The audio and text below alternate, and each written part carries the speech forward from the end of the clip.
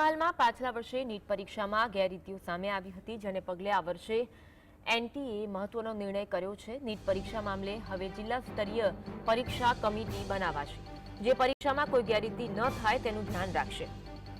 આ સાથે સાથે ખાનગી બિલ્ડિંગના સ્થાને કોઈ સરકારી બિલ્ડિંગનો ઉપયોગ નીટની પરીક્ષા યોજવા માટે થશે। મહત્વનું છે કે પાછલા વર્ષે જય જલારામ સ્કૂલમાં પરીક્ષા દરમિયાન ગેરરીતિ થઈ હતી, જેને લઈને એનટીએ જય જલારામ સ્કૂલને બ્લેકલિસ્ટ કરી હતી।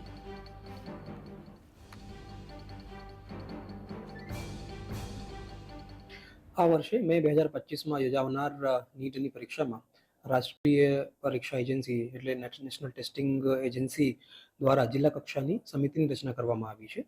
જિલ્લા કલેક્ટરના અધ્યક્ષ સ્થાને આ સમિતિ રહેશે, જેમાં કેન્દ્રીય વિદ્યાલયના પ્રાચાર્ય એ કમિટીના નોડલ અને સિટી કોર્ડિનેટર તરીકેની ભૂમિકા ભજવશે।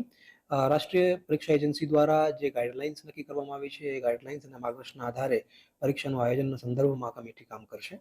હાલ જિલ્લા કક્ષાએ એ પરીક્ષા માટેના કેન્દ્રો ની ચકાસણી અને કેન્દ્રોનું ઓડિટ અને એની રિપોર્ટ એનટીએમાં આપવાની કામગીરી ચાલુ છે।